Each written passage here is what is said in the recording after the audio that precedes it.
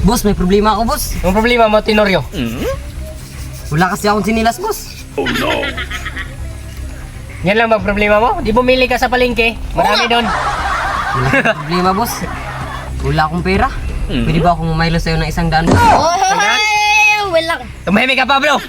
Scammer yan. Matuto kang rumespito sa mga gwapo, ha? Nasusuya yan, eh. 100 ba? Yes, boss. Tamang-tama, may 100 ako dito. Totoo naman na. Scammer ka Tawag man talaga. ako, boss. In-scam nga ako. Tumahimik ka, Pablo, ba?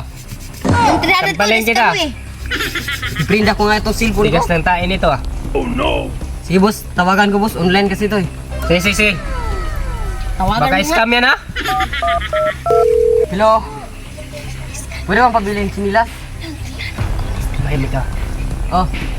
Sige. Okay na, boss. Mamaya. Deliver na nila ngayon? Kumpirmado. Sige.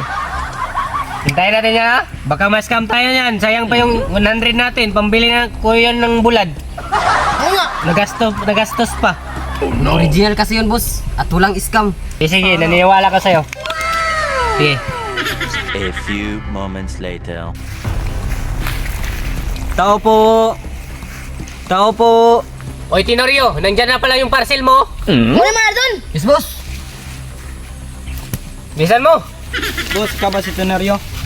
Ito yung parcel mo, boss. Again na yung pira. Nagmamadali kasi ako, boss. Boss, ang bagong sinilas na ako, boss. Wow, Sige nga. kaon, may bago. Tingnan natin. Naku, Anak sa rin ko lubot na isa na ko, pag boss. ganito. Ba't iba-iba yung kulay? Titik to, boss. Mabuti ka sa'yo. Sayang yung 100 pesos natin. Sabi mo, hindi yan scam. Pinapaniwala mo ako. Oo nga. Kaya ang bagay sa'yo ay mabugbog. Boss. Kunin mo yung 100 pesos, ha? Tama na, boss. Tama na, boss. Kunin mo yun. Kunin yung baril mo. Baka mapano ka ba? Matay ka ba? Di, habulin mo.